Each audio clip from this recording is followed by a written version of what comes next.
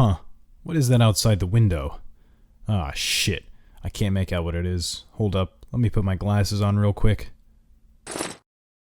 Ah, fuck. My window's dirty. Hold on. Oh, damn! It's the last of the class-based shooters. The best ones finally made it to the legacy party, huh? There's a few of them missing, actually. Like, I for sure thought Ballistic Overkill would make it by now. Wow, I wonder why he's not here yet. Surely he would have made the list this year. Wait. What? The server shut down and the game is dead? How is this possible? People were saying this was one of those hidden gems on Steam. No, this can't be possible. Why?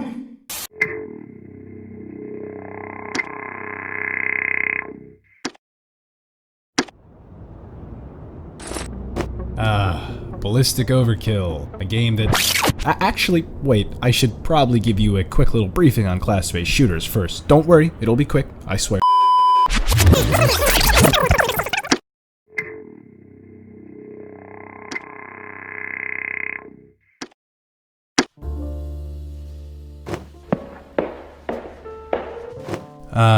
Class-based shooters. Most of you guys have probably played at least one of the titles within this subgenre of FPS games. Titles such as Team Fortress 2, Overwatch, and now Valorant.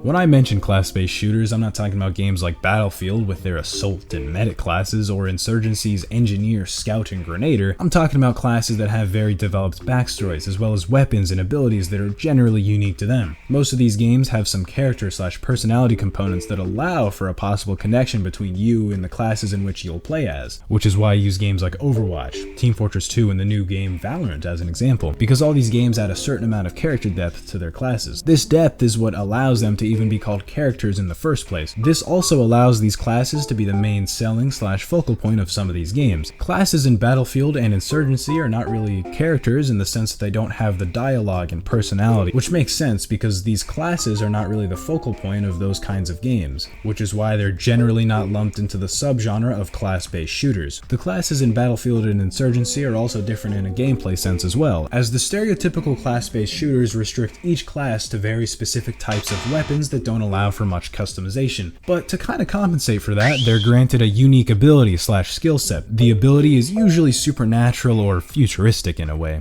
There are obviously exceptions when it comes to things such as gunplay, weapon variety, and restrictions, Valorant being a good example with its CSGO-esque gunplay, weaponry, and game modes. You see, the reason I mention games like Team Fortress 2 and Overwatch is that they're essentially the figureheads of class-based shooters. Close seconds are Paladins and Valorant, but gameplay-wise, these two can be seen as exceptions in a way, as they differentiate themselves from overall weapon play and the fact that they allow for a little more customization and freedom in some regards. Well, in comparison to Overwatch at least, because we got Paladins with its weird-ass card perks and Valorant's aforementioned CSGO-themed gunplay, weaponry, and game modes, and in a sense, both of these exceptions are related to Ballistic Overkill. So, now that we've established the basics and defined what class-based shooters really are, let's dive into our case study.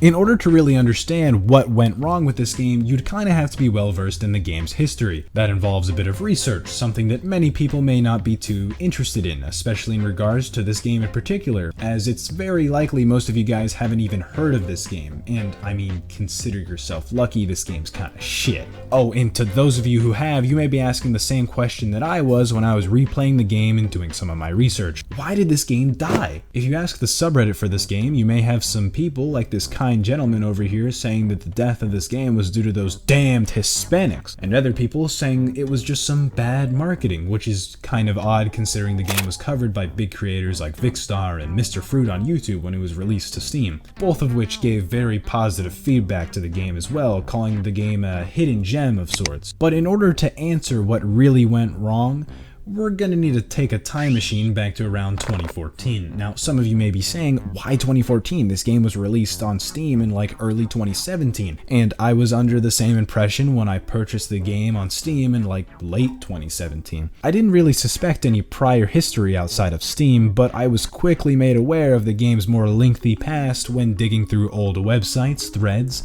YouTube comments, and even some gameplay videos from the time frame of 2014 to 2015. Hell, it wasn't even that hard to figure out. I was actually disappointed that I didn't figure this out sooner. Chorus Game Studio didn't even try to hide the fact that this game began as a browser game on Facebook, as was shown in their statement regarding the closing of the official servers earlier this year. Not only was this game available on Facebook, but it was on Congregate for a short period of time as well, as evidenced by this archived thread that proposes the question, "Anyone know what happened to Ballistic?" in which someone replies with a description of the game and a comment about the game possibly being published to Steam, as well as a link to some gameplay footage from a now unlisted YouTube video. Now, keep in mind this reply was posted 4 years ago in 2016, a bit before the game's release to Steam, so I was a little skeptical at first and almost disregarded this whole thread until, of course, I clicked on the link and boom! The footage he linked was Ballistic Overkill during its early stages in 2014, oddly named Ballistic instead of the current title Ballistic Overkill. But don't worry, because just about all the footage from 2014 lists the title of the game as Ballistic. Another odd thing is that the reply includes the name Rumble Games, which we now know doesn't really plaster their name all over the game. So they must have sold the rights to a Chorus Game Studio or were just absorbed into the company. Thus, the name change must have taken place after the alleged purchase and/or absorption that took place, or just during the transition from browser to Steam, which probably happened not too long after the alleged purchase. Now, I say allegedly because I'm just kind of speculating here, as Rumble Games' name isn't really attached to the game from 2015 onwards, but if you search up Rumble Games Ballistic on Google, you'll see a trailer from Rumble Games with that classic 2014 gameplay,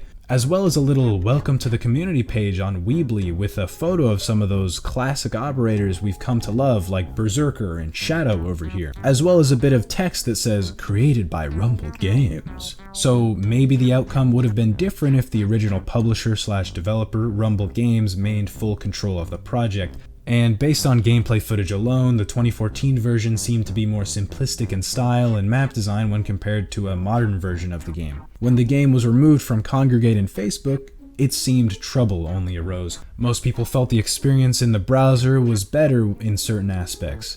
We'll never really know the exact details, of course, as most people just state the game was quote-unquote more fun as a browser title. I think I could speculate what was quote-unquote more fun about the game before its transition to Steam, but we'll get to that in a bit. You had people saying things like, "Can you give a free download for a Facebook player before it moves?" And I remember when this was a laggy browser game, in the comments section of the Steam release trailer, as well as comments such as, "Should have kept it on Congregate" under their Facebook posts.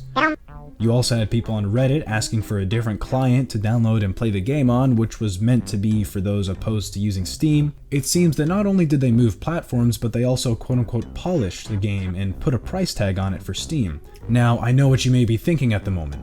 Moose, come on man, this doesn't need to be a whole ass video. It's obvious that the reason the game failed is because they cockblocked their existing player base by removing browser access to the game, as well as adding a price tag and enhancing the graphics, because we all know damn well those fucking filthy casuals who play games via Google Chrome have shitty hardware, and they're poor as fuck!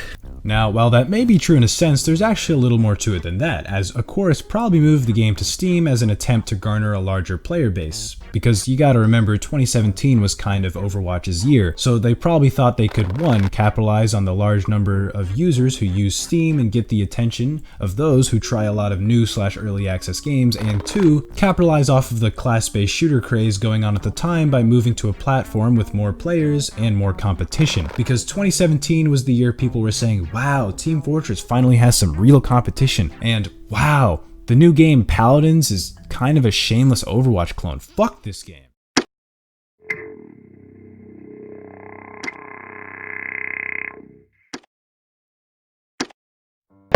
Now that we've covered what many would argue to be the major setup to this Hidden Gem's downfall, let's get knee-deep into the grimy, repulsive, grotesque, and disgusting details on supporting factors that mostly took place after the stupid decision of isolating their existing player base in an attempt to garner a larger following. As what I'm about to mention to you pretty much just dug the game a deeper grave. We'll separate the information into 2 categories: underdevelopment and bad marketing/management. Within these categories will of course be subdivisions to help better digest the information. All the timestamps and shit are in the description if you know how to read and haven't figured that shit out already. Now let us dive into the fun stuff, the underdevelopment, which is actually just a stupid name I gave this section because I couldn't think of any other more suitable name.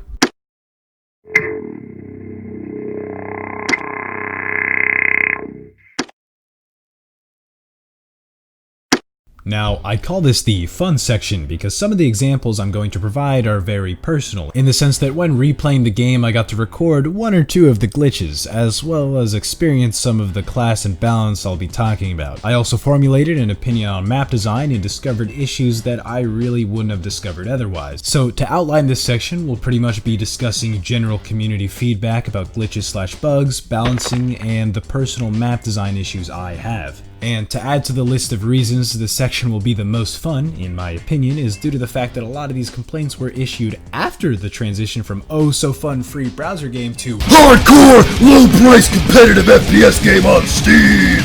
Now, who knows, this could be a coincidence because of the more vocal, self-proclaimed video game critics that inhabit Steam and the fact that the younger, not as affluent, generally less vocal players inhabit the Facebook and Congregate gaming communities. Actually, now that I said that out loud, I realized that the whole subreddit kinda criticized aspects of the game and asked more important questions that didn't actually pop up until after the glory days of browser Ballistic Overkill ended. And maybe it is because, generally speaking, browser games receive less critique due to their obscurity and younger, less vocal audience. Oh shit, I'm getting off topic. Alright, on to the critique! To really begin the underdevelopment segment of the video, let's begin with the balancing. Now, the first time I played this game, I didn't really pay attention to the overall balance of the classes, as I just kind of blindly assumed every class-based shooter balanced their fucking game and listened to player feedback when questioned about overall balancing. And that's not to say a chorus didn't listen to issues, they just couldn't really execute balancing properly. This is why in replaying the game, browsing the subreddit and threads, I see so much shit about the Shadow class. So since most of you guys haven't heard of the game, in a nutshell, the Shadow class is pretty much this game's version of Spy from Team Fortress 2 or Sombra from Overwatch, in the sense that their strong point is their easily concealable nature that allows for a sneaky melee attack. Now, the way most game developers balance a class like this is by limiting their damage outside of melee attacks and only allowing invisibility/concealability for a short amount of time, as well as having a counter class or two, but the problem with this guy is that he is the fucking counterclass. Many believe that when played by someone with a damn brain, he is the counterclass to a huge number of classes. People complain that Shadow stays cloaked too long and that his or her constant quick movement speed is too powerful, and yeah, you could choose the gender for each class in this game. Anyway, this class is pretty much a combination of Scout and Spy from Team Fortress 2, or Sombra, Tracer, and a bit of Reinhardt, in the sense that this dude does a ton of fucking damage with all his weaponry. Like, if this class alone was removed from the game, there wouldn't really be a big upset within the class counter chart, which is pretty much just a chart that indicates which classes counter each other and whether the counter is an outright, moderate, or minor one. You see, most class counter charts should eventually form a full circle, in the sense that every class has a counter or two and can be the counter for a class or two. This is how people balance their class-based shooters. Now, let's refer back to the thread in which I found this screenshot that I showcased earlier. If we look at the thread as a whole, you'll see people like this guy who says, not trying to be a negative Nancy, but there's no point of classes in this game. It's fast-paced and the objective game modes aren't really objective. It's based more on who could kill each other more, which is a fair point to make and has some validity to it, as the most popular game mode was and still is free-for-all. A close second was Team Deathmatch, which was my personal favorite due to the fact that free-for-all didn't really complement the map design in my opinion. Ooh, smooth transition. Nice. You just ruined it, retard! Shut the fuck up! The map design is kind of hard to explain, as I'm not very knowledgeable in what makes a fair and balanced map. Therefore, I envy developers who have the ability to create this sort of unexplainably perfect map, in the sense that you don't really feel like you could blame your mishaps on something like a certain spawn/start point that seems to grant the enemy team an advantage, like some people have said about some of the maps in CSGO or Rainbow Six Siege. Nor can you blame a small corner of the room of a map that advocates for a more tactical playstyle in games like the new Modern Warfare. But for real though, camping is not a fucking tactical playstyle. Shut the fuck up, alright? Just about everything I'm going to say about the map design is purely opinion based. This is why instead of providing screenshots from threads, web pages, and unlisted YouTube videos to use as supporting evidence and paint some sort of narrative, all I'm going to say is this: I fucking hate the map design. Simply put, I think it sucks. I just don't think any real thought went into the map design. It just feels so random and inconsistent. Like sometimes it feels like I can't fucking breathe because there's no space for me to move around. Other times I feel like I've just been thrown out into space and that the map is really fucking bland. But then there's this one area of the map that is oh so fun, perfect, and filled with some mesmerizing visuals. Again, completely opinion based, which is why I don't have any screenshots of community feedback or old web pages and unlisted YouTube videos riddled with little pieces of evidence for the story we're painting here. But fuck my opinion, because oh boy do we have some very personal screenshots and videos for the damned glitches this game has. Now, the reason I named this section of the video Underdevelopment is because of those damned glitches. Hell, there's even a whole channel dedicated to the glitches this game has. Okay, to be fair, all of that channel's videos are from the aforementioned glory days of the game back in 2014, which we've already established was before the game's release to Steam. But my point still stands, as the rest of what I'm about to show you is either from my replay of the game this year or community feedback / issues about glitches from 2017 onwards. We've got minor glitches, like loading into the game for the very first time and already having stats. And then we've got more serious issues, like constant map glitches or all your progress being reset to level 1 on each individual class. Now, to be fair, that last one was fixed by the help of the community, and the map issues don't seem to be a major problem anymore. But this still doesn't excuse some of the glitches I experienced, like not being able to load into the game because the game kept reloading the map over and over again. Fuck dude, the loading cycle repeated for so long that I had time to grab a cup of water and eat some fruit snacks. And that's not a shitty joke, by the way, that actually fucking happened.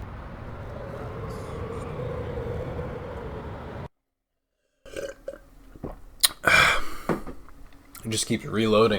It really doesn't seem like the development team tried their hardest to patch the game whenever they could, but that still doesn't detract from the fact that this, in combination with the balance issues and hackers— oh, did I not mention hackers? Well, to keep it short, there were a lot of hackers. Hell, some people even uploaded videos of them hacking to YouTube. Oh, and if you zoom into the screenshot I'm showing, you'll see that this kind gentleman even provided a link for us to download this glorious hack. Okay, to be fair, this dude's channel is pretty much dedicated to hacking within various games, but trust me when I say that there were a good amount of hackers when I played back in 2017. This is probably due to the fact that when transitioning to Steam, they relied solely on Valve's VAC system. When looking through a few threads like the one on screen, people say that there is no anti-cheat active besides VAC. Within some of these threads, you'll have people debating whether cheating is very prominent or not, and what is considered cheating.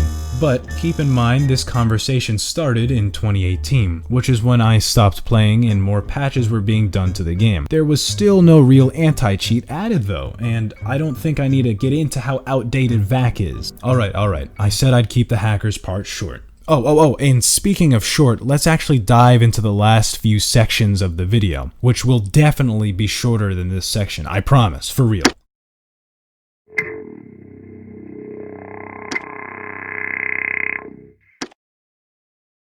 As evidenced by this screenshot I showed at the beginning of the video, some people attributed parts of this game's downfall to poor marketing and management, which is halfway true because the promotional material was 1, not very eye-catching, as well as generally very run-of-the-mill stereotypical game advertisement, and 2, the amount of promotion was not abundant in quality. These two reasons are partially the cause of the game not receiving much exposure and attention. The promotional material consisted of a few YouTube videos and some social media posts, which sounds pretty standard, right? That's how most game companies promote their products. Now, sure, some companies use advertisements that'll show up in the middle of a program and plaster them all over YouTube and TV. But let's scratch that, as this company probably wasn't raking in enough buckaroos to do that. But even if that was the case, they probably could have at least focused some of their funding on some still image advertisements that you'd see at like the bottom of some sketchy anime piracy website, right? Now, what I just said there kind of jumps into the second problem with the promotional material, which was the scarcity of the advertisements. But for their advertisements to be successful, they'd have to fix both problems 1 and 2. 1, again, being that the promotional material was not attention grabbing and didn't really entice the viewer to check the game out, because because if they only fixed issue 2, then the ads would just come across as annoying in the sense that the viewer would only start paying attention to the game due to how many times they've seen the promotional material. Similar to Raid Shadow Legends adverts. Like, you've seen the shit 10,000 times and all it really does is leave a bad taste of dick in your mouth. Because the ads are not very eye-catching, they're just simply abundant and repetitive. Even if the ads are not actually repetitive or abundant, it just comes across that way due to them not being very engaging and entertaining to watch or listen to. Now, when it comes to actual management of the game,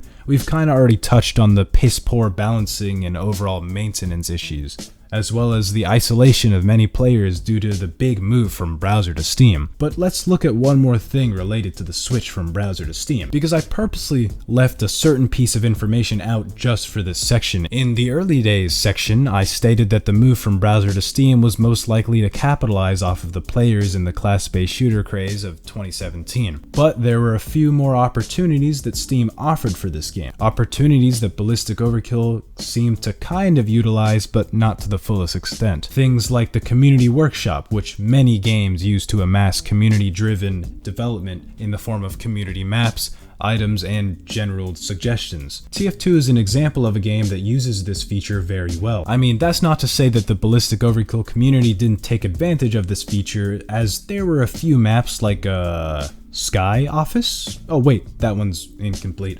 Well, there's Docks. Oh shit, that one literally says it's a work in progress.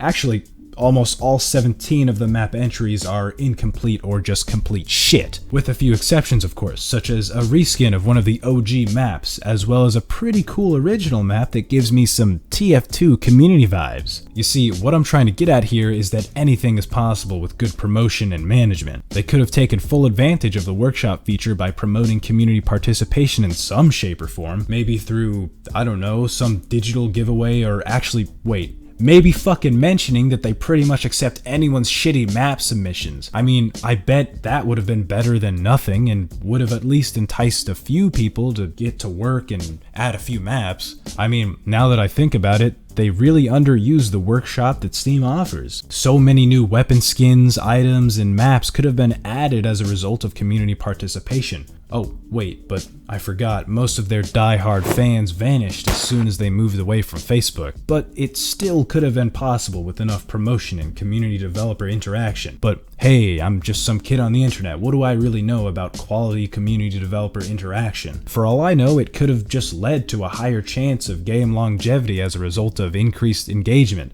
But again, I don't know anything, I'm just some retard on the internet.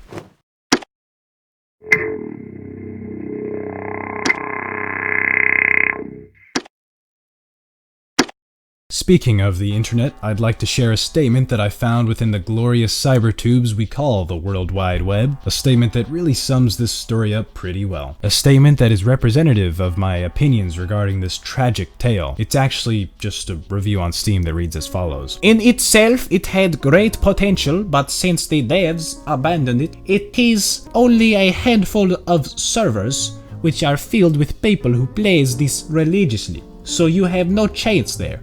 It was way more fun many years ago when it was just a browser game. Okay. I'm sorry.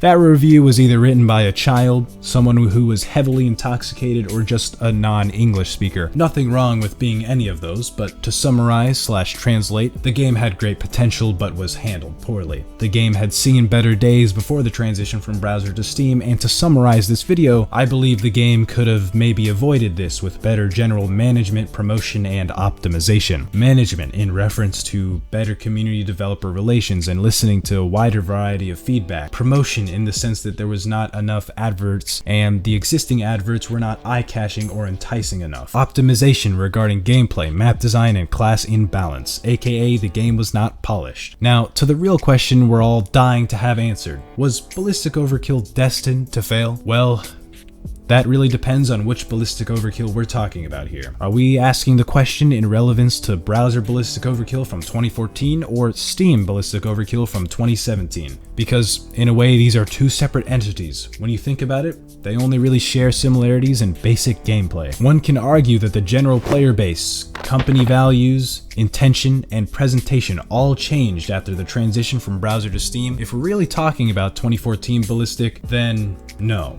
This game had a great amount of potential and was great for a Facebook game, especially when considering the year of its prevalence. But 2017's Ballistic Overkill was practically destined to fail, as this game's arrival to Steam didn't seem to do it any justice. It could be argued that the transition from browser to Steam, along with the aforementioned underdevelopment and poor management, led to this game's downfall. And while this all could have been prevented, it seems that everything had been set in motion once the game hit Steam. Now, normally I would conclude this video with games that handled similar situations better, such as a personal favorite of mine, Bit Heroes, but this video is rather long, so I'll just say this. Ballistic Overkill, you lived a pretty long life for a game of your size. Though it was shorter than expected to those of us who knew you in 2014, and a bit longer to those of us who were really paying attention back in 2017, you had your good days, and of course, you had your bad days. Many, many bad days in fact, but nevertheless, I hope you rest well, my friend.